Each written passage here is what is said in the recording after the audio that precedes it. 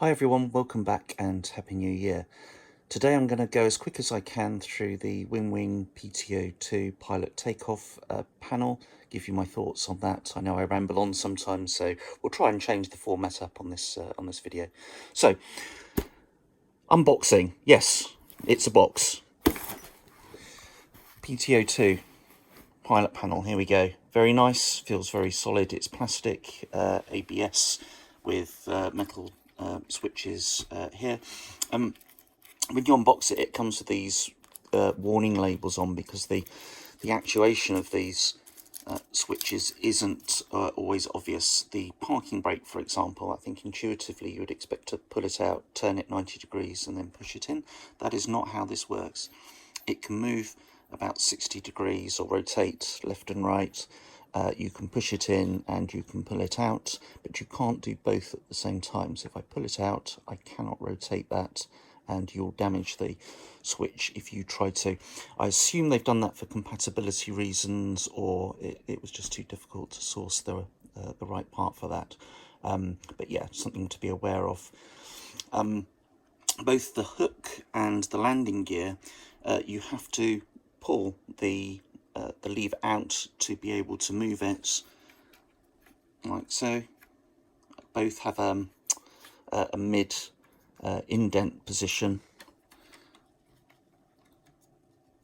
which is there, which you can push past. That is possible, but in the up or the down position, you know, I can't move that without pulling that out. It might be that you could make some physical adjustments to the panel there. I don't know, I'll leave that up to you. With the wing folding adjustments, similarly, you can't pull this out as you might appear on the simulation or the aircraft. It's a push button, and then it's just a rotation around.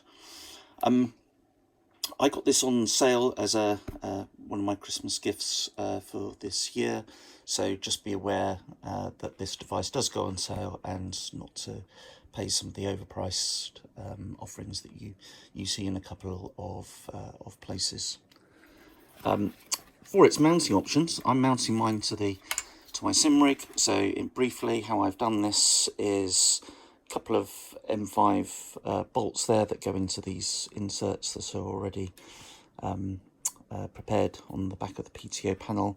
This is just a bit of 40-40 profile, some right angle brackets, and this adjustable 40-40 bracket here. So I'll just bolt that onto the profile of the sim rig where I want, and then I can obviously, you know, slide that backwards and forwards, use this adjustment to angle the panel as I would like.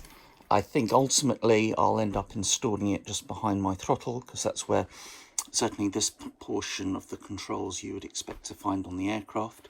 On the F-18, which is what this is really trying to be a replica of, the hook and the wing folding adjustments would be on the right hand side of the pilot and of the cockpit, but obviously, you know, without separating that off, that's not going to be possible.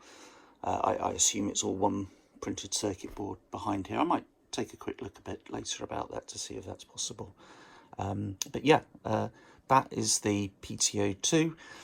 I think it's very good for what you get. It's my first bit of Winwing kits that I'll be installing onto the rig. So welcome, Winwing, to my sim rig. Let's get it installed. And here we have it bolted to my motion rig. Nothing particularly complicated going on here. Just the M8 bolts through the back there to the 4080 profile, and all the lights currently switched on for testing. You control the lights via Winwing's Sim app Pro. I assume the device will work without that, but just as, you know, momentary switches and things like that.